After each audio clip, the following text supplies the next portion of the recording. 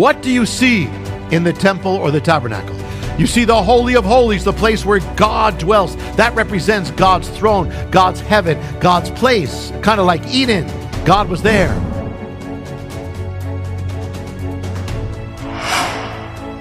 Now, this is going to be a heads up. This is going to be deep. It's going to be of a cosmic level. It has to do with you. I want you to focus. You don't have to get everything. It's going to be recorded, but whatever you get, you'll be able to use. And it's about you in the end. Genesis 2, then the Lord, verse 7, God formed the man of dust from the ground.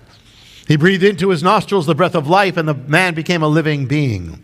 The Lord planted a garden toward the east in Eden, and there placed the man whom he had formed.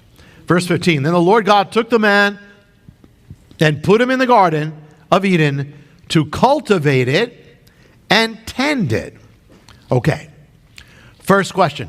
What is a gardener? A gardener is one who tills the ground, plows the ground, sows the seed, plants it, nurtures it, waters it, brings it to fruition. Now, is it important? Very. Think about it. Gardening is the first thing that man ever did. The very first job was gardening. The very first occupation in the world, gardening. Man was called to be a gardener. Woman was called to help man in being a gardener, is a woman gardener as well. Man's purpose was to bring life. But when man fell, he lost the garden. And he lost his purpose, his status to be a gardener, to bring life. Paradise lost.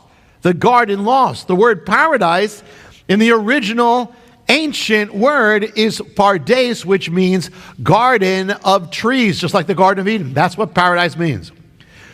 We are all, think about it, we are all children descended from a gardener who lost his garden.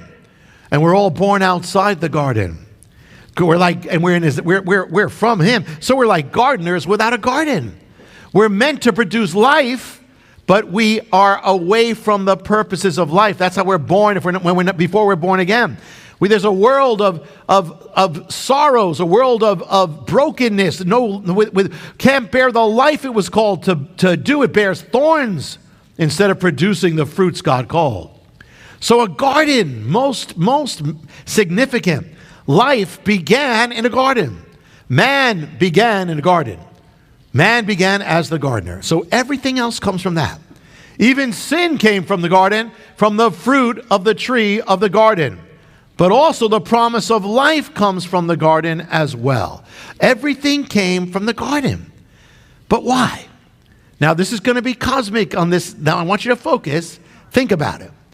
Man was created in the image of God. Man was created in God's image, right? Yet.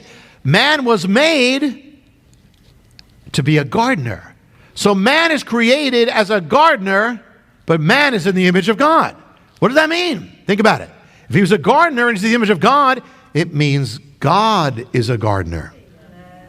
That's why man was a gardener. Because God is the ultimate gardener. He's the cosmic gardener. That's why he made man as a gardener. So how is God a gardener? A gardener is one who sows life. God is the one who sows life. The gardener is the one who begins life, plants life. God is the one who plants life, begins life. God is the sower. He begins everything. A gardener arranges the garden. So God is the one who arranges life. He sustains it. He nurtures life. God is the gardener. So what's the garden of God? His garden is the whole world, is the universe. It's God, and then there's the world. And so God, it's like man in Eden, man in the garden is a picture of God sowing to the world. But the plot thickens because there's another one involved, and that is the woman is born of him, born of his bone, flesh of his flesh. And so therefore, think about it. So if God made man, and man also means man and woman here, if God made man in his image and man is there as woman, man, helpmate with a helpmate, does God have a helpmate? Yes. It's us. It's humanity. It's made to be. It's saved humanity. But we were made to help God. God is, what does it mean? Man and woman. God is a husband. Right? And the creation was meant to be his bride. Israel is called his bride, and the church is his bride. But we were born to be his bride. So you have God, you have a man and a woman in a garden. We were meant to be the bride of God, the helpmate of God, the helpmate of a gardener. We were meant to. And that means we were meant to join with his purposes, to be part of bringing life with his work of bringing life. We're to be part of it. We're his helpmate. Man is created in the image of God. The woman was created in the image of man and the image of God. So what a beautifully cool picture. Man and woman is a picture of God dwelling and bringing life. So we are the image of God together. But then came the fall. Now that also speaks of something cosmic. So in the fall, what happened? Man, or man and woman, had to leave the garden. So what happened? What happened? If he left the garden, what happens?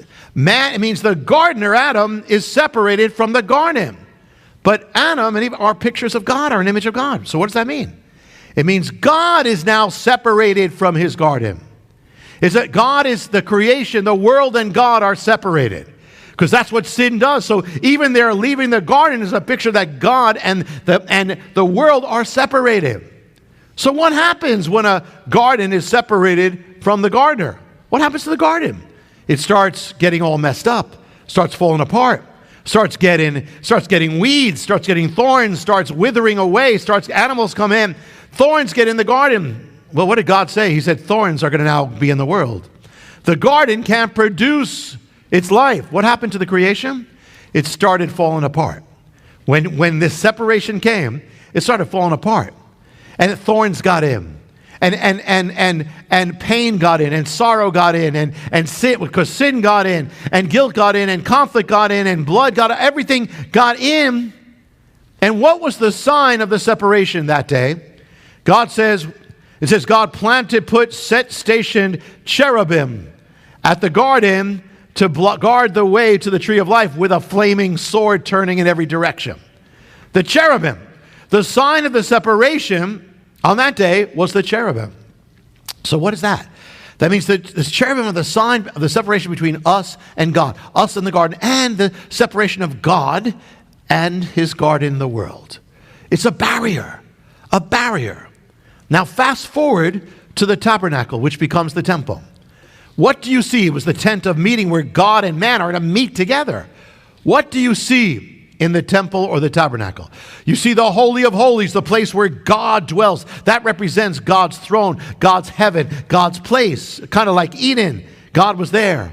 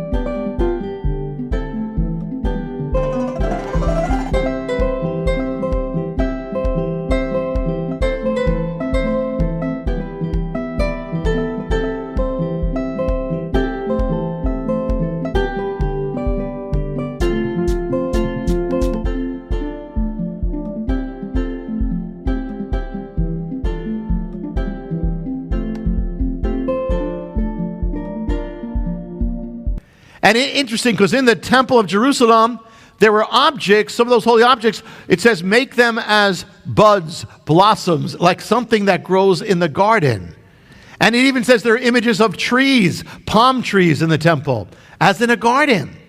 But then, so there's God, it's a symbol of God, and then there's the veil that says the way is blocked. There's a barrier between us and God. It's a veil. But what is on the veil? It wasn't just a veil. It was a veil with images of the cherubim, the ones who blocked the garden. So here in the temple, you've got God, you got man, and you got the cherubim, just like you did goes back to Eden.